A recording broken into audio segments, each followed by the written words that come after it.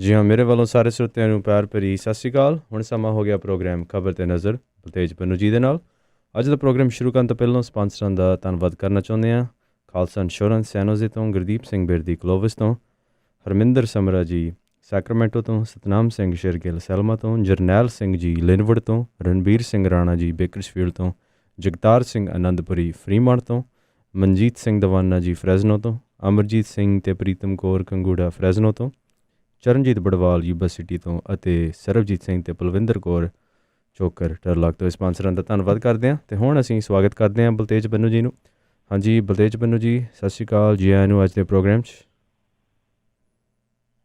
ਸਤਿ ਸ਼੍ਰੀ ਅਕਾਲ, ਧੰਨਵਾਦ ਜੀ। ਮਿਹਰਬਾਨੀ। ਨਿਗਾਹ ਮਾਰਦੇ ਹਾਂ ਕੁਛ ਆਲੇ ਦੁਆਲੇ ਦੇ ਉੱਤੇ ਕੀ ਕੁਛ ਜਿਹੜਾ ਜੀ ਹੋਇਆ ਪਿਛਲੇ 24 ਘੰਟਿਆਂ ਦੇ ਦੌਰਾਨ। 26 ਜਨਵਰੀ ਗਣਤੰਤਰ ਦਿਵਸ ਜਿਹੜਾ ਸੀਗਾ ਜੀ ਉਹ ਇੱਥੇ ਮਨਾਇਆ ਗਿਆ ਜੀ। ਜਿਹੜੀਆਂ ਉਹਦੇ ਤੋਂ ਕੁਛ ਜਿਹੜਾ ਜੀ ਸਟਾਰਟ ਕਰਦੇ ਹਾਂ। ਜਿਹੜੀ 71ਵੀਂ ਗਣਤੰਤਰ ਦਿਵਸ ਮੌਕੇ ਦੇ ਉੱਤੇ army officer captain Tania Gill ਸੀ, ਜਿਹਨੇ ਕਿ ਇੱਕ ਵਾਰੀ ਫੇਰ ਇਤਿਹਾਸ ਜਿਹੜਾ ਦੀ ਉਹ ਰਚਿਆ। ਤਾਨੀਆ ਸ਼ੇਰਗਿੱਲ ਨੇ ਕੋਰ ਆਫ ਸਿਗਨਲ ਦੀ ਜਿਹੜੀ ਟੁਕੜੀ ਸੀ ਉਹਦੀ ਅਗਵਾਈ ਕੀਤੀ ਔਰ ਉਹਦੀਆਂ ਨਿਗਾਹਾਂ ਉਹਦੇ ਉੱਤੇ ਜਿਹੜੀਆਂ ਜੀ ਸਾਰੀਆਂ ਨਿਗਾਹਾਂ ਲੱਗੀਆਂ ਹੋਈਆਂ ਸੀਗੀਆਂ। ਹੁਸ਼ਿਆਰਪੁਰ ਦੇ ਗੜਦੀ ਵਾਲਾ ਪਿੰਡ ਦੀ ਰਹਿਣ ਵਾਲੀ ਜਿਹੜੀ ਤਾਨੀਆ ਸ਼ੇਰਗਿੱਲ ਹੈ, ਉਹ ਪਰਿਵਾਰ ਦੀ ਚੌਥੀ ਪੀੜ੍ਹੀ ਆ ਜੋ ਕਿ ਫੌਜ ਦੇ ਵਿੱਚ ਕੰਮ ਕਰ ਰਹੀ ਆ। ਉਹਦੇ ਪਿਤਾ ਸੂਰਤ ਸਿੰਘ ਸ਼ੇਰਗਿੱਲ 101 ਮੀਡੀਅਮ ਰੈਜੀਮੈਂਟ, ਦਾਦਾ ਉਹਦਾ ਹਰੀ ਸਿੰਘ 14ਵੀਂ ਸ਼ਸਤਰ ਰੈਜੀਮੈਂਟ ਤੇ ਪੜਦਾਦਾ ਗੰਡਾ ਸਿੰਘ ਸਿੱਖ ਰੈਜੀਮੈਂਟ ਦੇ ਵਿੱਚ ਫੌਜੀ ਰਹਿ ਚੁੱਕੇ ਆ ਔਰ ਪਿਤਾ ਬਾਅਦ ਦੇ ਵਿੱਚ CRPF ਦੇ ਨਾਲ ਜੁੜ ਗਏ ਸੀ ਔਰ ਉਹਨੂੰ ਬਹਾਦਰੀ ਦੇ ਵਾਸਤੇ ਰਾਸ਼ਟਰੀ ਪੁਲਿਸ ਮੈਡਲ ਦੇ ਨਾਲ ਵੀ ਸਨਮਾਨਿਤ ਕੀਤਾ ਜਾ ਚੁੱਕਾ ਉਹਦੇ ਫਾਦਰ ਨੂੰ। ਤਾਨੀਆ ਸ਼ੇਰਗਿੱਲ ਨੇ ਨਾਗਪੁਰ ਯੂਨੀਵਰਸਿਟੀ ਤੋਂ ਇਲੈਕਟ੍ਰੋਨਿਕ ਤੇ ਕਮਿਊਨੀਕੇਸ਼ਨ ਦੇ ਵਿੱਚ BTech ਕੀਤਾ ਹੋਇਆ। ਮਾਰਚ 17 ਦੇ ਵਿੱਚ ਅਫਸਰ ਟ੍ਰੇਨਿੰਗ ਅਕੈਡਮੀ ਦੇ ਵਿੱਚ ਸ਼ਾਮਲ ਹੋਈ ਸੀ। ਉਸ ਤੋਂ ਬਾਅਦ ਉਹ ਫੌਜ ਦੇ ਵਿੱਚ ਜਿਹੜਾ ਉਹ ਭਰਤੀ ਹੋਈ। 15 ਜਨਵਰੀ ਨੂੰ 72ਵੇਂ ਸੈਨਾ ਦਿਵਸ ਮੌਕੇ ਤਾਨੀਆ ਸ਼ੇਰਗਿੱਲ ਨੇ ਪਹਿਲੀ ਵਾਰ ਜਿਹੜੀਆਂ ਮੇਲ ਸਾਰੀਆਂ ਟੁਕੜੀਆਂ ਸੀ ਉਹਦੀ ਅਗਵਾਈ ਕਰਕੇ ਇਤਿਹਾਸ ਰਚਿਆ ਸੀ ਔਰ ਤਾਨੀਆ ਸ਼ੇਰਗਿੱਲ ਨੇ ਦਿੱਲੀ ਕੈਂਟ ਤੇ ਕੈਰਪਾ ਪਰੇਡ ਗਰਾਊਂਡ ਦੇ ਵਿੱਚ ਮਰਦ ਬਟਾਲੀਅਨ ਦੀ ਅਗਵਾਈ ਜਿਹੜੀ ਉਹ ਕੀਤੀ ਸੀਗੀ। ਸਾਬਕਾ ਭਾਰਤੀ ਕ੍ਰਿਕਟਰ ਤੇ ਭਾਜਪਾ ਦੇ ਆਗੂ ਗੌਤਮ ਗੰਭੀਰ ਨੇ ਤਾਨੀਆ ਸ਼ੇਰਗਿੱਲ ਦੇ ਬਾਰੇ ਟਵੀਟ ਜਿਹੜਾ ਵੀ ਲਿਖਿਆ ਕਿ ਦੋ ਧੀਆਂ ਦਾ ਪਿਤਾ ਹੋਣ ਕਰਕੇ ਗਣਤੰਤਰ ਦਿਵਸ ਪਰੇਡ ਦੇ ਵਿੱਚ ਜਿਹੜੀ ਮੇਲ ਫੌਜ ਦੀ ਟੁਕੜੀ ਸੀ ਉਹਦੀ ਅਗਵਾਈ ਕਰ ਰਹੀ ਔਰਤ ਨੂੰ ਦੇਖ ਕੇ ਉਹਨੂੰ ਮਾਣ ਜਿਹੜਾ ਵੀ ਉਹ ਮਹਿਸੂਸ ਹੋ ਰਿਹਾ। ਇਹੀ ਗੱਲ ਜਿਹੜੀ ਜੀ ਉਹਨੇ ਆਪਣੇ ਟਵੀਟ ਦੇ ਵਿੱਚ ਜਿਹੜੀ ਆ ਉਹ ਲਿਖੀ। ਔਰ ਦੂਸਰੀ ਜਿਹੜੀ ਮੇਨ ਅਟਰੈਕਸ਼ਨ ਇੱਥੇ 26 ਜਨਵਰੀ ਦੀ ਜਿਹੜੀ ਦੀ ਉਹ ਰਹੀ, ਉਹਦੇ ਵਿੱਚ ਪੰਜਾਬ ਦੀ ਝਾਕੀ ਸੀ ਜਿਵੇਂ ਕਿ ਬਹੁਤ ਧਿਆਨ ਜਿਹੜਾ ਸੀ ਉਹ ਸਾਰਿਆਂ ਦਾ ਖਿੱਚਿਆ। ਨਵੀਂ ਦਿੱਲੀ ਦੇ ਵਿੱਚ ਜਿਹੜਾ ਸੀਗਾ ਰਾਜਪਥ ਦੇ ਉੱਤੇ ਜਿਹੜਾ ਸੀ ਉੱਥੇ ਇਹ ਜਿਹੜੀ ਝਾਕੀ ਸੀਗੀ ਇਹ ਸਿੱਖ ਧਰਮ ਦੇ ਬਾਨੀ ਗੁਰੂ ਨਾਨਕ ਸਾਹਿਬ ਦੇ 550 ਸਾਲਾ ਪ੍ਰਕਾਸ਼ ਪੁਰਬ ਨੂੰ ਸਮਰਪਿਤ ਸੀ। ਇਹਦੇ ਰਾਹੀਂ ਗੁਰੂ ਸਾਹਿਬ ਦੀ ਇਨਸਾਨੀਅਤ ਦੇ ਸਿਧਾਂਤ ਤੇ ਕਿਰਤ ਕਰੋ, ਨਾਮ ਜਪੋ, ਵੰਡ ਛਕੋ ਨੂੰ ਦਰਸਾਇਆ ਗਿਆ ਸੀਗਾ। ਪੰਜਾਬ ਦੇ ਲੋਕ ਸੰਪਰਕ ਵਿਭਾਗ ਨੇ ਇਹ ਝਾਕੀ ਤਿਆਰ ਕੀਤੀ ਸੀਗੀ। ਲਗਾਤਾਰ ਚੌਥੇ ਵਰੇ ਪੰਜਾਬ ਦੀ ਝਾਕੀ ਜਿਹੜੀ ਆ ਉਹ ਗਣਤੰਤਰ ਦਿਵਸ ਪਰੇਡ ਦੇ ਵਿੱਚ ਸ਼ਾਮਲ ਜਿਹੜੀ ਹੋਈ ਆ। ਪਿਛਲੇ ਵਰੇ ਪੰਜਾਬ ਦੀ ਜਿਹੜੀ ਝਾਕੀ ਸੀ ਉਹ ਜਲ੍ਹਿਆਂਵਾਲੇ ਬਾਗ ਦੇ ਸਾਕੇ ਦੀ ਸ਼ਤਾਬਦੀ ਨੂੰ ਸਮਰਪਿਤ ਸੀ ਔਰ ਉਹ ਸਾਰੀਆਂ ਝਾਕੀਆਂ ਦੇ ਵਿੱਚੋਂ ਤੀਜੇ ਨੰਬਰ ਦੇ ਉੱਤੇ ਜਿਹੜੀ ਜੀ ਉਹ ਆਈ ਸੀ। ਔਰ ਉੱਥੇ ਰਾਜਪਥ ਦੇ ਉੱਤੇ ਸਿੱਖ ਲਾਈਟ ਇਨਫੈਂਟਰੀ ਰੈਜੀਮੈਂਟ ਦੇ ਜਿਹੜੇ ਜਵਾਨ ਸੀ ਉਹ ਵੀ ਪਰੇਡ ਦੇ ਵਿੱਚ ਜਿਹੜਾ ਜੀ ਉਹ ਦਿਸੇ। ਇਹ ਜਿਹੜੀ ਰੈਜੀਮੈਂਟ ਹੈ ਜੀ ਇਹਦਾ ਰਸ਼ ਦੇਗ ਤੇ ਫਤਿਹ ਤੇ ਮੈਦਾਨੇ ਜੰਗ ਦੇ ਵਿੱਚ ਜਾਣ ਲਈ ਜਿਹੜਾ ਬੋਲੇ ਸੋ ਨਿਹਾਲ ਦਾ ਜਕਾਰਾ ਉਹ ਲਾਇਆ ਜਾਂਦਾ। ਜਦੋਂ ਇਹ ਝਾਕੀ ਜਿਹੜੀ ਦੀ ਉਹ ਨਿਕਲੀ ਖਾਸ ਤੌਰ ਤੇ ਜਿਹੜੀ 550 ਸਾਲਾਂ ਨੂੰ ਸਮਰਪਿਤ ਸੀ ਤਾਂ ਉਸ ਟਾਈਮ ਸਾਬਕਾ ਪ੍ਰਧਾਨ ਮੰਤਰੀ ਡਾਕਟਰ ਮਨਮੋਹਨ ਸਿੰਘ, ਉਹਨਾਂ ਦੀ ਪਤਨੀ ਭਾਰਤ ਦੇ ਚੀਫ ਜਸਟਿਸ S.A. ਬੋਬੜੇ, ਲੋਕ ਸਭਾ ਦੇ ਸਪੀਕਰ ਓਮ ਬਿਰਲਾ ਤੇ ਬਾਕੀ ਜਿਹੜੇ ਦੀ ਉਹ ਇਸ ਜਗ੍ਹਾ ਦੇ ਉੱਤੇ ਮੌਜੂਦ ਸਨ। ਸੋ ਇਹ ਵੀ ਇੱਕ ਪ੍ਰਾਊਡ ਵਾਲੀ ਜਿਹੜੀ ਦੀ ਉਹ ਗੱਲ ਸੀਗੀ ਕਿਉਂਕਿ ਮੇਨ ਅਟਰੈਕਸ਼ਨ ਜਿਹੜੀ ਸੀ ਉਹ ਇਹਨਾਂ ਹੀ ਝਾਕੀਆਂ ਦੇ ਵਿੱਚ ਜਿਹੜੀ ਉਹ ਵੇਖਣ ਨੂੰ ਮਿਲੀ। ਜੇ ਆਪਾਂ ਪੰਜਾਬ ਦੀ ਗੱਲ ਕਰੀਏ ਤਾਂ ਪੰਜਾਬ ਦੇ ਵਿੱਚ ਵੀ 26 ਜਨਵਰੀ ਦਾ ਜਿਹੜਾ ਦਿਹਾੜਾ ਸੀਗਾ ਉਹ ਮਨਾਇਆ ਗਿਆ ਔਰ ਜਿਹੜੇ ਮੁੱਖ ਮੰਤਰੀ ਸਨ ਉਹਨਾਂ ਨੇ ਮੋਹਾਲੀ ਦੇ ਵਿੱਚ ਜਿਹੜਾ ਝੰਡਾ ਸੀ ਉਹ ਲਹਿਰਾਇਆ। ਪਰ ਕਿਉਂਕਿ ਸਰਕਾਰ ਨੇ ਇਹ ਵਾਅਦਾ ਕੀਤਾ ਸੀਗਾ ਕਿ ਉਹ 26 ਜਨਵਰੀ ਤੋਂ ਸਮਾਰਟਫੋਨ ਜਿਹੜੇ ਦੀ ਉਹ ਦੇਣਗੇ, ਤਾਂ ਸ਼ਾਇਦ ਉਹ ਭੁੱਲ ਗਏ ਕਿਤੇ, ਇਸ ਕਰਕੇ ਕਿਸੇ ਨੂੰ ਕੋਈ ਸਮਾਰਟਫੋਨ ਜਿਹੜਾ ਨਹੀਂ ਮਿਲਿਆ, ਨਾ ਉਹਦਾ ਕੋਈ ਜ਼ਿਕਰ ਜਿਹੜਾ ਦੀ ਉਹ ਕਿਸੇ ਜਗ੍ਹਾ ਦੇ ਉੱਤੇ ਆਇਆ। ਆਖਿਆ ਇਹ ਗਿਆ ਸੀ ਕਿ ਕੰਪਨੀ ਨਾਲ ਗੱਲ ਹੋ ਗਈ ਹੋਈ ਆ, ਉਹਨਾਂ ਨੂੰ ਐਡਵਾਂਸ ਵੀ ਦੇ ਦਿੱਤਾ, ਉਹਨਾਂ ਤੋਂ ਸਮਾਰਟਫੋਨ ਜਿਹੜੇ ਦੀ ਉਹ ਆ ਰਹੇ ਆ। 3 ਸਾਲ ਬੀਤ ਜਾਣ ਤੋਂ ਬਾਅਦ ਜਿਹੜਾ ਦੀ ਹਾਲਾਂਕਿ ਇਹ ਕੋਈ ਏਡੀ ਵੀ ਵੱਡੀ ਗੱਲ ਨਹੀਂ ਕਿ ਇਸ ਤੋਂ ਬਿਨਾਂ ਜਿਹੜਾ ਦੀ ਉਹ ਸਰਦਾ ਨਹੀਂ ਗਿਆ, ਪਰ ਸਵਾਲ ਵੱਡਾ ਇਹ ਆ ਕਿ ਕਿਹੋ ਜਿਹੇ ਵਾਅਦੇ ਜਿਹੜਾ ਦੀ ਉਹ ਕੀਤੇ ਗਏ ਸਨ ਤੇ ਮੁੜ ਕੇ ਕਿਵੇਂ ਉਹਨਾਂ ਤੋਂ ਸਾਰਿਆਂ ਤੋਂ ਜਿਹੜੀ ਦੀ ਉਹ ਬੈਕਅਪ ਕਾਂਗਰਸ ਨੇ ਜਿਹੜੀ ਉਹ ਕੀਤੀ ਹੈ ਜੀ। ਤਰਨਤਾਰਨ ਦੀ ਅਦਾਲਤ ਨੇ ਸਾਬਕਾ ਅਕਾਲੀ ਮੰਤਰੀ ਤੇ ਅਕਾਲੀਆਂ ਦੇ ਆਗੂ ਔਰ ਹਰ ਜਿਹੜਾ ਟੀਵੀ ਪ੍ਰੋਗਰਾਮ ਦੇ ਉੱਤੇ ਜਿਹੜਾ ਦੀ ਉਹ ਭੱਦੀ ਭਾਸ਼ਾ ਵੀ ਜਿਹੜਾ ਉਹ ਇਸਤੇਮਾਲ ਕਰਨ ਵਾਲਾ ਵਿਰਸਾ ਸਿੰਘ ਵਲਟੋਹਾ ਦੇ ਵਿਰੁੱਧ 37 ਸਾਲ ਪੁਰਾਣੇ ਕਤਲ ਕੇਸ ਦੇ ਵਿੱਚ ਬਕਾਇਦਾ ਸੁਣਵਾਈ ਸ਼ੁਰੂ ਕਰ ਦਿੱਤੀ ਹੈ। ਤਰਨਤਾਰਨ ਦੇ ਵਧੀਕ ਡਿਸਟ੍ਰਿਕਟ ਸੈਸ਼ਨ ਜੱਜ ਜਿਹੜੇ ਨੇ ਉਹਨਾਂ ਨੇ ਇਹਦੇ ਸੰਬੰਧੀ ਹੁਕਮ ਜਾਰੀ ਕੀਤੇ ਨੇ। ਗਵਾਹੀਆਂ ਨੂੰ ਸੰਮਣ ਜਾਰੀ ਕੀਤੇ ਗਏ ਨੇ। ਅਗਲੀ ਸੁਣਵਾਈ 14 ਫਰਵਰੀ ਨੂੰ ਜਿਹੜਾ ਉਹ ਹੋਊਗੀ। ਇਸ ਤੋਂ ਪਹਿਲਾਂ ਪਿਛਲੇ ਸਾਲ ਪੰਜਾਬ ਪੁਲਿਸ ਨੇ 36 ਵਰ੍ਹੇ ਪੁਰਾਣੇ ਇਸ ਕਤਲ ਕੇਸ ਦੀ ਵਿੱਚ ਕਾਰਵਾਈ ਕਰਦਿਆਂ ਆਪਣੇ 7 ਅਧਿਕਾਰੀਆਂ ਦੇ ਵਿਰੁੱਧ ਵਿਭਾਗੀ ਜਾਂਚ ਦੇ ਹੁਕਮ ਜਾਰੀ ਕੀਤੇ ਸੀਗੇ। ਇਸ ਜਾਂਚ ਦੇ ਦੌਰਾਨ ਇਹ ਪਤਾ ਲਾਇਆ ਜਾਣਾ ਸੀਗਾ ਕਿ ਆਖਿਰ 1983 ਦੇ ਵਿੱਚ ਪੱਟੀ ਦੇ ਵਿੱਚ ਹੋਏ ਡਾਕਟਰ ਸੁਦਰਸ਼ਨ ਕੁਮਾਰ ਤ੍ਰਿਹਮ ਦੇ ਕਤਲ ਮਾਮਲੇ ਦੇ ਵਿੱਚ 2 ਵਾਰ ਅਕਾਲੀ ਵਿਧਾਇਕ ਰਹੇ ਵਿਰਸਾ ਸਿੰਘ ਵਲਟੋਹਾ ਦੇ ਵਿਰੁੱਧ 3.5 ਦਹਾਕਿਆਂ ਤੱਕ ਚਲਾਨ ਕਿਉਂ ਨਹੀਂ ਪੇਸ਼ ਕੀਤਾ ਗਿਆ, ਭਾਵ ਚਾਰਜਸ਼ੀਟ ਕਿਉਂ ਦਾਇਰ ਨਹੀਂ ਹੋਈ। ਅੰਮ੍ਰਿਤਸਰ ਉਦੋਂ ਪੱਟੀ ਜਿਹੜਾ ਸੀ ਉਸ ਟਾਈਮ ਅੰਮ੍ਰਿਤਸਰ ਜ਼ਿਲ੍ਹੇ ਦੇ ਵਿੱਚ ਹੁੰਦਾ ਸੀਗਾ, ਹੁਣ ਤਰਨਤਾਰਨ ਜ਼ਿਲ੍ਹੇ ਦੇ ਵਿੱਚ ਪੈਂਦਾ। ਪੁਲਿਸ ਨੇ ਕਦੇ ਵੀ ਇਸ ਕਤਲ ਕੇਸ ਨੂੰ ਤਣ ਪੱਤਣ ਨਹੀਂ ਲਾਇਆ। ਹੈਰਾਨੀ ਵਾਲੀ ਗੱਲ ਇਹਦੇ ਵਿੱਚ ਇਹ ਰਹੀ ਕਿ ਵਿਰਸਾ ਸਿੰਘ ਵਲਟੋਹਾ ਨੇ ਚੋਣਾਂ ਲੜਦਿਆਂ ਹੋਇਆ ਇਹਦਾ ਕਦੇ ਜ਼ਿਕਰ ਨਾ ਕੀਤਾ। ਇਸ ਜਿਹੜਾ ਸੀਗਾ ਜੀ ਉਹ ਕੇਸ ਦਾ ਜਾਂਚ ਦੇ ਹੁਕਮ ਵੀ ਸਿਰਫ 14 ਜਨਵਰੀ 2019 ਨੂੰ ਤਰਨਤਾਰਨ ਦੇ SSP ਦੇ ਵੱਲੋਂ ਗਠਿਤ ਜਿਹੜੀ SIT ਆ ਉਹਦੀ ਪੜਤਾਲ ਦੇ ਉੱਤੇ ਦਿੱਤੇ ਜਿਹੜਾ ਦੀ ਉਹ ਗਏ ਸੀਗੇ। SIT ਨੇ ਆਪਣੀ ਰਿਪੋਰਟ ਦੇ ਵਿੱਚ ਜਾਂਚ ਅਧਿਕਾਰੀਆਂ SHO sub inspector Major Singh Ramnath, Puran Singh Sitaram, Gurvinder Singh, inspector Harbhajan Lal ਤੇ ਹਰਜੀਤ ਸਿੰਘ ਨੂੰ ਡਿਊਟੀ ਤੋਂ ਕੁਤਾਹੀ ਵਰਤਣ ਲਈ ਦੋਸ਼ੀ ਜਿਹੜਾ ਦੀ ਉਹ ਠਹਿਰਾਇਆ ਹੋਇਆ। ਅਣਪਛਾਤੇ ਵਿਅਕਤੀਆਂ ਦੇ ਵਿਰੁੱਧ FIR ਤਾਂ ਭਾਵੇਂ ਕਤਲ ਵਾਲੇ ਦਿਨ ਹੀ ਦਰਜ ਕਰ ਲਈ ਗਈ ਸੀ, ਪਰ ਵਿਰਸਾ ਸਿੰਘ ਵਲਟੋਹਾ ਦੇ ਵਿਰੁੱਧ ਚਲਾਨ ਪੇਸ਼ ਕਰਨ ਨੂੰ ਪੁਲਿਸ ਨੂੰ 36 ਸਾਲ ਲੱਗ ਗਏ। ਚਲਾਨ ਪੱਟੀ ਦੀ ਅਦਾਲਤ ਦੇ ਵਿੱਚ 1 ਫਰਵਰੀ 2019 ਨੂੰ ਕਾਨੂੰਨ ਦੀਆਂ ਵੱਖੋ ਵੱਖਰੀਆਂ ਧਾਰਾਵਾਂ ਦੇ ਅਧੀਨ ਪੇਸ਼ ਕੀਤਾ ਗਿਆ ਸੀਗਾ। 22 ਅਕਤੂਬਰ 1984 ਨੂੰ ਵਿਰਸਾ ਸਿੰਘ ਵਲਟੋਹਾ ਨੂੰ ਇਸ ਮਾਮਲੇ ਦੇ ਵਿੱਚ ਇੱਕ ਮੁਲਜ਼ਮ ਬਣਾਇਆ ਗਿਆ ਸੀਗਾ। ਇਸ ਕਤਲ ਦੇ ਵਿੱਚ ਉਦੋਂ ਪੱਟੀ ਦੇ ਮੋਹਨ ਸਿੰਘ ਧਾਰੀਵਾਲ ਦੇ ਅਜੀਤ ਸਿੰਘ ਧਾਰੀਵਾਲ ਦੇ ਹਰਦੇਵ ਸਿੰਘ ਭੂਰੇ ਕੋਨੇ ਦੇ ਬਲਦੇਵ ਸਿੰਘ ਤੇ ਵਿਰਸਾ ਸਿੰਘ ਵਲਟੋਹਾ ਨੂੰ ਮੁਲਜ਼ਮ ਬਣਾਇਆ ਗਿਆ ਸੀ। ਹਰਦੇਵ ਸਿੰਘ ਦੀ ਗ੍ਰਿਫਤਾਰੀ 1 ਨਵੰਬਰ 1984 ਨੂੰ, ਬਲਦੇਵ ਸਿੰਘ ਦੀ ਗ੍ਰਿਫਤਾਰੀ 15 ਨਵੰਬਰ 1984 ਨੂੰ ਹੋਈ ਸੀ। ਵਿਰਸਾ ਸਿੰਘ ਵਲਟੋਹਾ ਨੂੰ ਭਾਵੇਂ 1984 ਚ ਬਲੂ ਸਟਾਰ ਆਪਰੇਸ਼ਨ ਦੇ ਦੌਰਾਨ ਜਿਹੜੇ ਹੱਥ ਖੜੇ ਕਰਕੇ ਲੋਕ ਨਿਕਲੇ ਸੀ ਉਹਨਾਂ ਦੇ ਵਿੱਚੋਂ ਉਹ ਇੱਕ ਸੀਗਾ ਜਿਹਨੂੰ ਗ੍ਰਿਫਤਾਰ ਕੀਤਾ ਗਿਆ ਸੀਗਾ। ਜੋਧਪੁਰ ਤੇ ਤਿਹਾੜ ਜੇਲ੍ਹ ਦੇ ਵਿੱਚ ਉਹਨੂੰ ਰੱਖਿਆ ਗਿਆ ਸੀ। ਪੁਲਿਸ ਨੇ 4 ਜਨਵਰੀ 1985 ਨੂੰ ਇਸ ਕਤਲ ਕੇਸ ਦੇ ਵਿੱਚ ਵਿਰਸਾ ਸਿੰਘ ਵਲਟੋਹਾ ਨੂੰ ਭਗੌੜਾ ਅਪਰਾਧੀ ਐਲਾਨ ਦਿੱਤਾ ਸੀਗਾ PO, ਜਦੋਂ ਕਿ ਉਹ ਉਸ ਵੇਲੇ ਜੇਲ੍ਹ ਦੇ ਵਿੱਚ ਸੀ। ਹੈਰਾਨੀ ਵਾਲੀ ਗੱਲ ਜਿਹੜੀ ਦੀ ਇਹਦੇ ਵਿੱਚ ਇਹ ਸਭ ਤੋਂ ਵੱਡੀ ਸੀਗੀ। ਔਰ ਜਿਹੜਾ PO ਉਹ ਕਰਾਰ ਹੋ ਗਿਆ। PO ਕਰਾਰ ਹੋਣ ਦੇ ਬਾਵਜੂਦ ਉਹ ਉਸੇ ਤਰੀਕੇ ਦੇ ਨਾਲ ਜਿਹੜਾ ਜੀ ਉਹ ਬਾਅਦ ਦੇ ਵਿੱਚ ਫਿਰਦਾ ਰਿਹਾ। ਹਰਦੇਵ ਸਿੰਘ ਤੇ ਬਲਦੇਵ ਸਿੰਘ ਦੇ ਕੇਸ ਵਲਟੋਹਾ ਦੇ ਕੇਸ ਤੋਂ ਵੱਖਰੇ ਕਰ ਦਿੱਤੇ ਗਏ। ਉਹ 6 ਨਵੰਬਰ 1990 ਨੂੰ ਬਰੀ ਹੋ ਗਏ ਕਿਉਂਕਿ ਗਵਾਹ ਮੁੱਕਰ ਗਏ ਸੀ। ਇਸ ਤੋਂ ਬਾਅਦ ਵਿਰਸਾ ਸਿੰਘ ਵਲਟੋਹਾ ਨੂੰ 6 ਮਾਰਚ 1991 ਨੂੰ ਦੂਜਿਆਂ ਕੇਸਾਂ ਦੇ ਵਿੱਚ ਜਿਹੜੀ ਉਹ ਜ਼ਮਾਨਤ ਮਿਲ ਗਈ। ਅਣਪਛਾਤੇ ਵਿਅਕਤੀਆਂ ਦੇ ਖਿਲਾਫ ਕਤਲ ਦਾ ਮਾਮਲਾ ਦਰਜ ਕੀਤਾ ਗਿਆ। 1 ਮਹੀਨੇ ਤੋਂ ਬਾਅਦ ਪੁਲਿਸ ਨੇ ਹਰਦੇਵ ਸਿੰਘ ਨੂੰ ਰਿਮਾਂਡ ਤੇ ਲਿਆ, ਜਿਹੜਾ ਕਿ ਉਸ ਸਮੇਂ ਅਪਰਾਧਿਕ ਮਾਮਲਿਆਂ ਦੇ ਵਿੱਚ ਨਾਭੇ ਦੀ ਜੇਲ੍ਹ ਦੇ ਵਿੱਚ ਬੰਦ ਸੀਗਾ। ਪੁੱਛਗਿੱਛ ਦੇ ਦੌਰਾਨ ਹਰਦੇਵ ਸਿੰਘ ਨੇ ਮੰਨਿਆ ਕਿ ਉਹ ਬਲਦੇਵ ਸਿੰਘ ਤੇ ਵਲਟੋਹੇ ਦੇ ਨਾਲ ਡਾਕਟਰ ਤ੍ਰਿਹਮ ਦੇ ਕਤਲ ਦੇ ਪਿੱਛੇ ਸੀ ਔਰ ਆਪਣੇ ਕਬੂਲਨਾਮੇ ਦੇ ਆਧਾਰ ਤੇ ਵਲਟੋਹਾ ਨੂੰ ਦੋਸ਼ੀ ਦੇ ਵਜੋਂ ਨਾਮਜ਼ਦ ਜਿਹੜਾ ਉਹ ਕੀਤਾ ਗਿਆ ਸੀਗਾ।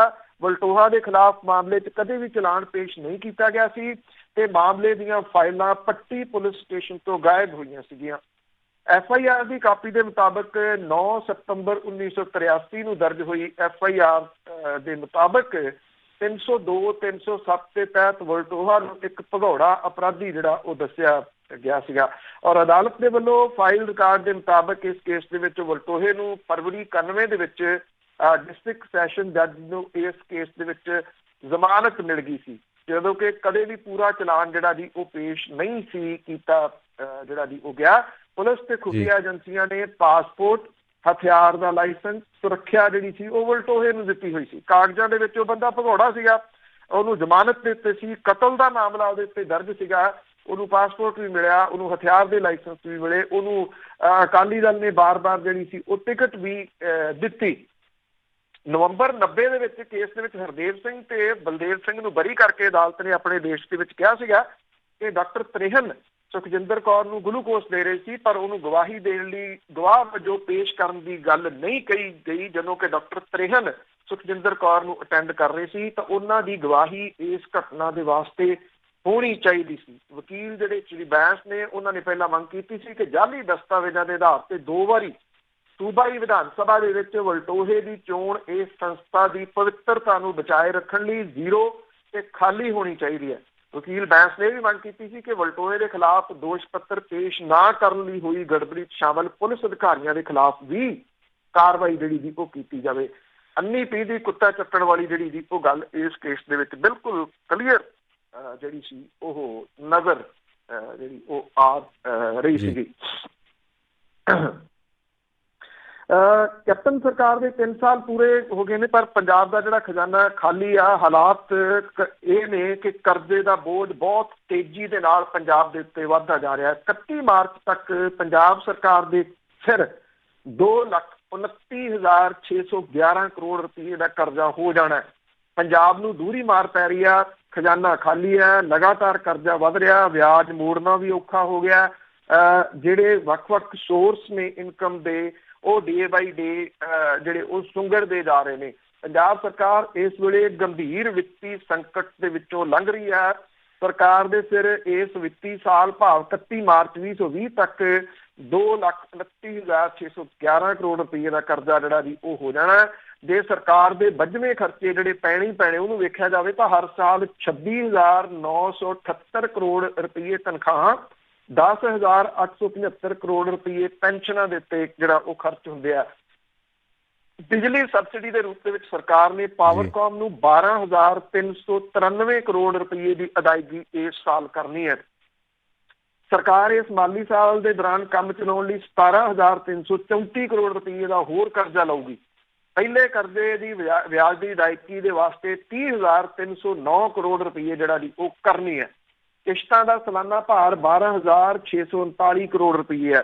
ਵਿੱਤ ਮੰਤਰੀ ਜਿਹੜੇ ਨੇ ਖਾਲੀ ਖਜ਼ਾਨਾ ਮੰਤਰੀ ਮਨਪ੍ਰੀਤ ਸਿੰਘ ਬਾਦਲ ਹੋਰੀ ਉਹ ਕੈਪਟਨ ਸਰਕਾਰ ਦਾ ਚੌਥਾ ਬਜਟ ਪੇਸ਼ ਕਰਨਗੇ, ਪਰ ਮਾਲੀ ਹਾਲਾਤ ਪਿਛਲੀ ਸਰਕਾਰ ਅਕਾਲੀ ਭਾਜਪਾ ਨਾਲੋਂ ਵੀ ਜ਼ਿਆਦਾ ਮੰਦੀ ਜਿਹੜੀ ਉਹ ਹੋਈ ਪਈ ਆ। ਵਿੱਤ ਵਿਭਾਗ ਦੇ ਸੀਨੀਅਰ ਅਧਿਕਾਰੀਆਂ ਦੇ ਅਨੁਸਾਰ ਸਰਕਾਰ ਦੇ ਵੱਲੋਂ GST ਦੀ ਬਕਾਇਆ ਰਾਸ਼ੀ ਦੇ ਵਿੱਚ ਲਗਾਤਾਰ ਦੇਰੀ ਕੀਤੇ ਜਾਣ ਕਰਕੇ ਨਿੱਤ ਦੇ ਖਰਚੇ ਜਿਹੜੇ ਉਹ ਵੀ ਕਰਨੇ ਔਖੇ ਹੋਏ ਪਏ ਆ। ਰਾਜ ਸਰਕਾਰ ਨੇ ਕੇਂਦਰ ਤੋਂ GST ਬਕਾਏ ਵਜੋਂ ਇਸ ਵੇਲੇ 4100 ਕਰੋੜ ਰੁਪਈਆ ਲੈਣਾ। ਰਾਜ ਸਰਕਾਰ ਦੇ ਵੱਲੋਂ ਕੇਂਦਰੀ ਵਿੱਤ ਮੰਤਰਾਲੇ ਤੱਕ ਪਹੁੰਚ ਤਾਂ ਕੀਤੀ ਗਈ ਆ, ਪਰ ਇਸ ਦੀ ਅਦਾਇਗੀ ਸੰਬੰਧੀ ਕੇਂਦਰ ਦੇ ਵੱਲੋਂ ਬੇਯਕੀਨੀ ਵਾਲਾ ਮਾਹੌਲ ਜਿਹੜਾ ਜੀ ਉਹ ਬਣਿਆ ਹੋਇਆ। ਕੇਂਦਰ ਸਰਕਾਰ ਤੋਂ ਪੈਸਾ ਨਾ ਮਿਲਣ ਤੇ ਰਾਜ ਸਰਕਾਰ ਦੀ ਆਮਦਨ ਦੇ ਵਿੱਚ ਸੁਧਾਰ ਨਾ ਹੋਣ ਕਰਕੇ ਇਸ ਵੇਲੇ 6,000 ਕਰੋੜ ਰੁਪਏ ਦੀਆਂ ਦੇਣਦਾਰੀਆਂ ਖੜੀਆਂ ਨੇ। ਇਹਦੇ ਚ 4500 ਕਰੋੜ ਰੁਪਈਆ ਬਿਜਲੀ ਸਬਸਿਡੀ, ਰਿਟਾਇਰਡ ਹੋਏ ਜਿਹੜੇ ਮੁਲਾਜ਼ਮ ਨੇ ਉਹਨਾਂ ਨੂੰ ਮਿਲਣ ਵਾਲੇ ਭੱਤੇ ਕਰਕੇ 600 ਕਰੋੜ ਰੁਪਈਆ, ਬਿੱਲ ਖਜ਼ਾਨੇ ਦੇ ਵਿੱਚ ਜਿਹੜੇ ਉਹ ਰੁਕੇ ਹੋਏ ਆ। ਇਹ ਸਰਕਾਰ ਦੀਆਂ ਦੇਣਦਾਰੀਆਂ ਸਣੇ ਸਰਕਾਰ ਨੇ 6,000 ਕਰੋੜ ਰੁਪਏ ਜਿਹੜੇ ਦੇਣੇ ਆ। ਔਰ ਵਿੱਤ ਵਿਭਾਗ ਦੇ ਸੀਨੀਅਰ ਅਧਿਕਾਰੀਆਂ ਦਾ ਇਹ ਕਹਿਣਾ ਹੈ ਕਿ ਰਾਜ ਸਰਕਾਰ ਦੇ ਵੱਲੋਂ ਵਧੇਰੇ ਜਿਹੜਾ ਤਨਖਾਹ ਧਿਆਨ ਆ ਉਹ ਪੈਨਸ਼ਨਾਂ, ਤਨਖਾਹਾਂ ਤੇ ਕਰਜ਼ੇ ਦੀਆਂ ਕਿਸ਼ਤਾਂ ਦੇ ਵੱਲ ਜਿਹੜਾ ਜੀ ਉਹ ਦਿੱਤਾ ਜਾ ਰਿਹਾ। ਜਿਹੜਾ ਹਦਾਇਤਾਂ ਜਾਰੀ ਕੀਤੀਆਂ ਗਈਆਂ ਨੇ 21 ਜਨਵਰੀ ਨੂੰ, ਉਹਦੇ ਵਿੱਚ ਦਫ਼ਤਰਾਂ ਲਈ ਨਵਾਂ ਫਰਨੀਚਰ ਨਾ ਖਰੀਦਣਾ, ਮੰਤਰੀਆਂ ਤੇ ਅਧਿਕਾਰੀਆਂ ਦੇ ਵੱਲੋਂ ਇੱਕੋ ਗੱਡੀ ਦੀ ਵਰਤੋਂ ਕਰਨਾ, ਬਿਜਲੀ ਤੇ ਪਾਣੀ ਖਰਚ ਦੇ ਵਿੱਚ ਹੱਥ ਘੁੱਟਣ ਵਰਗੀਆਂ ਜਿਹੜੀਆਂ ਕਿਫਾਇਤਾਂ ਕਰਨ ਦੇ ਵਾਸਤੇ ਕਿਹਾ ਜਾ ਰਿਹਾ। ਪਰ ਦੂਜਾ ਪੱਖ ਜਿਹੜਾ ਉਹ ਇਹ ਵੀ ਆ ਕਿ ਜਿਹੜੀਆਂ ਨਵੀਆਂ ਗੱਡੀਆਂ ਖਰੀਦਣ ਦੇ ਵਾਸਤੇ ਵੀ ਤਰਲੋ ਮੱਚੀ ਹੋ ਰਹੇ, ਔਰ ਜਿਹੜੇ ਫਲੈਟ ਨੇ ਉਹਨਾਂ ਦੀ ਗੱਲ ਵੀ ਜਿਹੜੀ ਉਹ ਚੱਲੀ ਜਾਂਦੀ ਕਿ ਮਹਿੰਗੇ ਫਲੈਟ ਜਿਹੜੇ ਆ ਉਹ ਲੈ ਕੇ ਦੇਣੇ ਆ ਜਿਹੜੇ ਇੱਥੇ ਮੰਤਰੀ ਜਾਂ MLA ਨੇ ਉਹਨਾਂ ਸਭ ਨੂੰ। ਮੁੰਬਈ ਤੋਂ ਗਾਂਧੀ ਸ਼ਾਂਤੀ ਯਾਤਰਾ ਲੈ ਕੇ ਨਿਕਲੇ ਸਾਬਕਾ ਵਿੱਤ ਮੰਤਰੀ ਯਸ਼ਵੰਤ ਸਿਨਹਾ ਜਿਹੜੇ ਜੀ ਉਹ ਸਟੈਫਈ ਪਹੁੰਚੇ। ਉਹਨਾਂ ਨੇ ਇਹ ਗੱਲ ਉੱਥੇ ਜਿਹੜੀ ਦੀ ਕਹੀ ਕਿ ਉਹ ਦੇਸ਼ ਨੂੰ ਮੁੜ ਤੋਂ ਵੰਡਣ ਨਹੀਂ ਦੇਣਗੇ। ਯਸ਼ਵੰਤ ਸਿਨਹਾ ਜਿਹੜੇ ਕਿ ਸਾਬਕਾ ਫਾਈਨੈਂਸ ਮਿਨਿਸਟਰ ਨੇ, ਭਾਜਪਾ ਦੇ ਉਹ ਜਿਹੜੇ ਜੀ ਉਹ ਸੀਨੀਅਰ ਆਗੂਆਂ ਦੇ ਵਿੱਚੋਂ ਇੱਕ ਨੇ। ਯਸ਼ਵੰਤ ਸਿਨਹਾ ਨੇ ਸਮਾਜਵਾਦੀ ਪਾਰਟੀ ਦੇ ਮੁਖੀ ਅਖਿਲੇਸ਼ ਯਾਦਵ ਦੇ ਨਾਲ ਮਿਲ ਕੇ ਜਿਹੜਾ ਸੀ ਇੱਥੇ ਝੰਡਾ ਲਹਿਰਾਇਆ। ਯਸ਼ਵੰਤ ਸਿਨਹਾ ਨੇ ਕਿਹਾ ਕਿ ਅਸੀਂ ਲੋਕ ਗਾਂਧੀ ਜੀ ਦੇ ਸੱਚ, ਸ਼ਾਂਤੀ ਤੇ ਅਹਿੰਸਾ ਦੇ ਸੰਦੇਸ਼ ਨੂੰ ਲੈ ਕੇ ਯਾਤਰਾ ਦੇ ਉੱਤੇ ਨਿਕਲੇ ਆ। ਯਾਤਰਾ ਤੇ ਨਿਕਲਣ ਦੀ ਲੋੜ ਇਸ ਕਰਕੇ ਪਈ ਕਿਉਂਕਿ ਅੱਜ ਦੇਸ਼ ਦਾ ਸੰਵਿਧਾਨ ਤੇ ਗਣਤੰਤਰ ਖਤਰੇ ਦੇ ਵਿੱਚ ਹੈ। ਯਸ਼ਵੰਤ ਸਿਨਹਾ ਨੇ ਕਿਹਾ ਕਿ ਗਣਤੰਤਰ ਤੇ ਸੰਵਿਧਾਨ ਜੋ ਕਿ ਭੀਮ ਰਾਓ ਅੰਬੇਦਕਰ ਹੋਰਾਂ ਦੇ ਸਾਥੀਆਂ ਨੇ 26 ਜਨਵਰੀ 1950 ਨੂੰ ਦੇਸ਼ ਨੂੰ ਦਿੱਤਾ ਸੀ, ਉਹ ਖਤਰੇ ਦੇ ਵਿੱਚ ਹੈ। ਯਸ਼ਵੰਤ ਸਿਨਹਾ ਹੋਰਾਂ ਨੇ ਇਹ ਵੀ ਕਿਹਾ ਕਿ ਸਾਡਾ ਗਣਤੰਤਰ ਖਤਰੇ ਦੇ ਵਿੱਚ ਹੈ, ਇਸ ਲਈ ਗਾਂਧੀ ਸ਼ਾਂਤੀ ਯਾਤਰਾ ਦੀ ਜ਼ਰੂਰਤ ਜਿਹੜੀ ਦੀ ਉਹ ਪਈ। ਪੂਰੇ ਦੇਸ਼ ਦੇ ਵਿੱਚ ਵਿਰੋਧ ਪ੍ਰਦਰਸ਼ਨ ਹੋ ਰਿਹਾ, ਧਰਮ ਦੇ ਨਾਂ ਦੇ ਉੱਤੇ ਦੇਸ਼ ਨੂੰ ਵੰਡਣ ਦੀਆਂ ਕੋਸ਼ਿਸ਼ਾਂ ਕੀਤੀਆਂ ਜਾ ਰਹੀਆਂ ਨੇ, ਪਰ ਅਸੀਂ ਇਹਨੂੰ ਵੰਡਣ ਜਿਹੜਾ ਦੀ ਉਹ ਨਹੀਂ ਦੇਵਾਂਗੇ। ਅਖਿਲੇਸ਼ ਯਾਦਵ ਨੇ ਕਿਹਾ ਕਿ ਸਾਡੇ ਲੋਕਾਂ ਵਿੱਚ ਨਫ਼ਰਤ ਦੀ ਪਾੜ ਜਿਹੜੀ ਹੈ ਜੀ ਉਹ ਫੈਲ ਰਹੀ ਹੈ। ਔਰ ਸੱਤਾ ਮੁਖੀ ਨੇ ਵੀ ਸਵਾਲ ਕੀਤਾ ਕਿ ਇਹ ਲੋਕ ਜਿਹੜੇ ਦੇਸ਼ ਨੂੰ ਕਿਹੜੇ ਰਾਹ ਵੱਲ ਜਿਹੜਾ ਦੀ ਉਹ ਲਿਜਾ ਰਹੇ ਆ ਇਸ ਵੇਲੇ। ਵੈਸੇ ਗਣਤੰਤਰ ਦਿਵਸ ਦੇ ਮੌਕੇ ਦੇ ਉੱਤੇ ਜਿਹੜਾ ਸ਼ਾਹੀਨ ਬਾਗ ਹੈ ਜੀ ਉਹ ਫਿਰ ਚਰਚਾ ਦਾ ਵਿਸ਼ਾ ਬਣਿਆ। ਚਰਚਾ ਦਾ ਵਿਸ਼ਾ ਬਣਨ ਦਾ ਰੀਜ਼ਨ ਜਿਹੜਾ ਉਹ ਇਹ ਕਿਹਾ ਜਿਹੜਾ ਦੀ ਜਾ ਰਿਹਾ ਕਿ ਉੱਥੇ ਬਹੁਤ ਵੱਡੀ ਗਿਣਤੀ ਦੇ ਵਿੱਚ ਜਿਹੜੀਆਂ ਔਰਤਾਂ ਸੀ ਖਾਸ ਤੌਰ ਦੇ ਉੱਤੇ ਉਹ ਪਹੁੰਚੀਆਂ ਔਰ ਉਹਨਾਂ ਨੇ ਉੱਥੇ ਤਿਰੰਗਾ ਜਿਹੜਾ ਸੀ ਉਹ ਲਹਿਰਾਇਆ। ਇੰਨਾ ਰਸ਼ ਕਿਸੇ ਐਜੂਕੇਸ਼ਨ ਦੇ ਵਿੱਚ ਬਹੁਤ ਘੱਟ ਵੇਖਿਆ ਗਿਆ ਜਿੰਨਾ 26 ਜਨਵਰੀ ਦੇ ਮੌਕੇ ਦੇ ਉੱਤੇ ਸ਼ਾਹੀਨ ਬਾਗ ਦੇ ਵਿੱਚ ਜਿਹੜਾ ਦੀ ਉਹ ਸੀਗਾ। ਜਦੋਂ ਗੱਲ ਬਹੁਤੀ ਜਿਹੜੀ ਦੀ ਉਹ ਗਣਤੰਤਰ ਦਿਵਸ ਦੇ ਦੁਆਲੇ ਜਿਹੜੀ ਦੀ ਉਹ ਘੁੰਮ ਰਹੀ ਆ ਤੇ ਜਿਹੜੇ ਪਦਮ ਸ਼੍ਰੀ ਵੰਡੇ ਗਏ ਆ ਉਹਦੇ ਵਿੱਚ ਇੱਕ ਜਿਹੜੀ ਦੀ ਕੰਟਰੋਵਰਸੀ ਜ਼ਰੂਰ ਛਿੜੀ ਆ। ਕੰਟਰੋਵਰਸੀ ਵੈਸੇ ਪਹਿਲਾਂ ਵੀ ਜਿਹੜੀ ਦੀ ਉਹ ਹੁੰਦੀ ਆ, ਇਸ ਵਾਰੀ ਕੁਝ ਜ਼ਿਆਦਾ ਜਿਹੜੀ ਦੀ ਉਹ ਛਿੜ ਗਈ ਕਿਉਂਕਿ ਜਿਨ੍ਹਾਂ ਨੂੰ ਪਦਮ ਸ਼੍ਰੀ ਦਿੱਤਾ ਗਿਆ ਉਹਦੇ ਵਿੱਚ ਭਾਰਤੀ ਜਿਹੜੇ ਇੱਕ ਸਿੰਗਰ ਨੇ ਜਿਹੜੇ ਇੱਥੇ ਪਹਿਲਾਂ ਉਹ ਪਾਕਿਸਤਾਨੀ ਸਨ, ਅਦਨਾਨ ਸਾਮੀ ਵੀ ਜਿਹੜਾ ਦੀ ਉਹ ਸ਼ਾਮਲ ਨੇ। ਅਦਨਾਨ ਸਾਮੀ ਨੂੰ ਜਦੋਂ ਇਹ ਪਦਮ ਸ਼੍ਰੀ ਦੇਣ ਦੀ ਜਿਹੜੀ ਦੀ ਉਹ ਗੱਲ ਕੀਤੀ ਗਈ ਤਾਂ ਉਹਨੇ ਜਿਹੜੀ ਖੁਸ਼ੀ ਵੀ ਪ੍ਰਗਟ ਕੀਤੀ ਤੇ ਕਿਸੇ ਨੇ ਉਹਨੂੰ ਜਿਹੜਾ ਸੀ ਸੋਸ਼ਲ ਮੀਡੀਆ ਦੇ ਉੱਤੇ ਪੁੱਛ ਲਿਆ ਕਿ ਕੀ ਕਾਰਨ ਕੀ ਹੈ, ਕਦ ਲਈ ਤੁਹਾਨੂੰ ਦਿੱਤਾ ਗਿਆ ਇਹ। ਤਾਂ ਉਹਨੇ ਇਹਨੂੰ ਇੰਨਾ ਕੁ ਹਲਕੇ ਦੇ ਵਿੱਚ ਲਿਆ ਔਰ ਇਹ ਗੱਲ ਕਹੀ ਕਿਉਂਕਿ ਮੈਨੂੰ ਉਹਨੇ ਲਿਖਿਆ ਕਿ ਮੈਨੂੰ ਬਿਰਿਆਨੀ ਬਹੁਤ ਵਧੀਆ ਬਣਾਉਣੀ ਆਉਂਦੀ ਤਾਂ ਕਰਕੇ ਸ਼ਾਇਦ ਪਦਮ ਸ਼੍ਰੀ ਉਹਨੂੰ ਜਿਹੜਾ ਜੀ ਉਹ ਦਿੱਤਾ ਗਿਆ ਔਰ ਇਹ ਕਾਫੀ ਜਿਹੜਾ ਸੀਗਾ ਉਹ ਵਾਇਰਲ ਹੋ ਗਿਆ। ਐਕਚੁਅਲੀ ਅਦਨਾਨ ਸਾਮੀ ਜਿਹੜਾ ਉਹਨੂੰ 1 ਜਨਵਰੀ 2016 ਨੂੰ ਭਾਰਤੀ ਨਾਗਰਿਕਤਾ ਜਿਹੜੀ ਉਹ ਮਿਲੀ ਸੀ, ਉਹ ਪਹਿਲਾਂ ਪਾਕਿਸਤਾਨ ਦੇ ਨਾਗਰਿਕ ਸਨ। ਇਹ ਕਿਹਾ ਜਾ ਰਿਹਾ ਕਿ ਭਾਰਤੀ ਜਨਤਾ ਪਾਰਟੀ ਦੀ ਜਿਹੜੀ ਸਰਕਾਰ ਹੈ ਉਹਨੇ ਜਾਣ ਬੁੱਝ ਕੇ ਚੜਾਉਣ ਦੇ ਵਾਸਤੇ ਜਿਹੜਾ ਜੀ ਇਹ ਪਦਮ ਸ਼੍ਰੀ ਦਿੱਤਾ ਕਿ ਜੇ ਪਾਕਿਸਤਾਨੀ ਨਾਗਰਿਕਤਾ ਛੱਡ ਕੇ ਉਹਨੇ ਭਾਰਤੀ ਨਾਗਰਿਕਤਾ ਲਈ ਆ ਤੇ ਉਹਨੂੰ ਜਿਹੜਾ ਇਹ ਪਦਮ ਸ਼੍ਰੀ ਦਾ ਅਵਾਰਡ ਜਿਹੜਾ ਜੀ ਉਹ ਦਿੱਤਾ ਜਾ ਰਿਹਾ। ਔਰ ਅਦਨਾਨ ਸਾਮੀ ਦਾ ਪਿਤਾ ਜਿਹੜਾ ਸੀ ਉਹ ਪਾਕਿਸਤਾਨ ਦੀ 에ਅਰ ਫੋਰਸ ਦੇ ਵਿੱਚ ਪਾਇਲਟ ਜਿਹੜਾ ਸੀਗਾ ਜੀ ਕਿਸੇ ਸਮੇਂ। ਅਦਨਾਨ ਸਾਮੀ ਇੱਥੇ ਭਾਰਤ ਵਾਲੀ ਸਾਈਡ ਦੇ ਉੱਤੇ ਆ ਗਿਆ ਸੀਗਾ। ਵੈਸੇ ਇਹਦੇ ਉੱਤੇ ਇੱਕ ਸਵਾਲ ਜਿਹੜਾ ਜੀ ਉਹ ਇਸ ਪੁਆਇੰਟ ਆਫ ਵਿਊ ਦੇ ਨਾਲ ਜ਼ਰੂਰ ਖੜਾ ਹੁੰਦਾ ਹੈ ਕਿ ਜੇ ਅਦਨਾਨ ਸਾਮੀ ਨੂੰ ਨਾਗਰਿਕਤਾ ਦਿੱਤੀ ਗਈ ਆ ਉਸ ਕਾਨੂੰਨ ਦੇ ਤਹਿਤ ਜਿਹੜਾ ਪਹਿਲਾ ਕਾਨੂੰਨ ਸੀ ਜਿਹਦੇ ਵਿੱਚ ਹੁਣ ਸੋਧ ਕੀਤੀ ਗਈ ਆ ਤਾਂ ਫਿਰ ਉਹਦੇ ਵਿੱਚ ਗਲਤ ਜਿਹੜਾ ਜੀ ਉਹ ਕੀ ਸੀਗਾ। ਹੁਣ ਇਹਦੇ ਵਿੱਚ ਐਡੀ ਸੋਧ ਕਰਨ ਦੀ ਜਿਹੜੀ ਜੀ ਉਹ ਜ਼ਰੂਰਤ ਕਿਉਂ ਪੈ ਗਈ, ਇਹ ਆਪਣੇ ਆਪ ਦੇ ਵਿੱਚ ਜਿਹੜਾ ਜੀ ਉਹ ਵੱਡਾ ਸਵਾਲ ਜਿਹੜਾ ਉਹ ਉੱਠ ਰਿਹਾ। ਅਦਨਾਨ ਸਾਮੀ ਨੂੰ ਪਦਮ ਸ਼੍ਰੀ ਜਿਹੜਾ ਜੀ ਉਹ ਦੇਣ ਤੋਂ ਬਾਅਦ ਮੈਂ ਕਿਹਾ ਕਿ ਪਦਮ ਸ਼੍ਰੀ ਜਿਹੜਾ ਜੀ ਉਹਦੇ ਵਾਸਤੇ ਚਰਚਾ ਜਾਂ ਜਿਹੜੀ ਜੀ ਕੰਟਰੋਵਰਸੀ ਉਹ ਤਾਂ ਹਮੇਸ਼ਾ ਜਿਹੜੀ ਹੈ ਜੀ ਉਹ ਛਿੜਦੀ ਰਹਿੰਦੀ ਆ। ਔਰ ਜਿਹੜੇ ਦੁਨੀਆ ਤੋਂ ਤੁਰ ਗਏ ਕੁਝ ਜਿਹੜੇ ਮਿਸਟਰ ਜੇਤਲੀ ਤੇ ਸਾਬਕਾ ਵਿਦੇਸ਼ ਮੰਤਰੀ ਜਿਹੜੇ ਸਨ ਉਹਨਾਂ ਨੂੰ ਵੀ ਪਦਮ ਸ਼੍ਰੀ ਦਿੱਤਾ ਗਿਆ ਤੇ ਸਵਾਲ ਇਹ ਵੀ ਉੱਠ ਰਿਹਾ ਕਿ ਜੇ ਉਹਨਾਂ ਨੂੰ ਦੁਨੀਆ ਤੋਂ ਜਾਣ ਤੋਂ ਬਾਅਦ ਪਦਮ ਸ਼੍ਰੀ ਜਿਹੜਾ ਜੀ ਉਹ ਦਿੱਤਾ ਗਿਆ ਤਾਂ ਇਹਦੇ ਵਿੱਚ ਦਿੱਲੀ ਦੀ ਸਾਬਕਾ ਜਿਹੜੀ ਮੁੱਖ ਮੰਤਰੀ ਸੀ ਉਹਨੂੰ ਸ਼ਾਮਲ ਕਿਉਂ ਨਹੀਂ ਕੀਤਾ ਗਿਆ, ਸਿਰਫ ਬੀਜੇਪੀ ਦੇ ਆਗੂਆਂ ਨੂੰ ਹੀ ਇਹ ਕਿਉਂ ਦਿੱਤੇ ਗਏ ਆ। ਇਹ ਕੁਝ ਸਵਾਲ ਜਿਹੜੇ ਜੀ ਉਹ ਰੇਸ ਹੋ ਰਹੇ ਨੇ।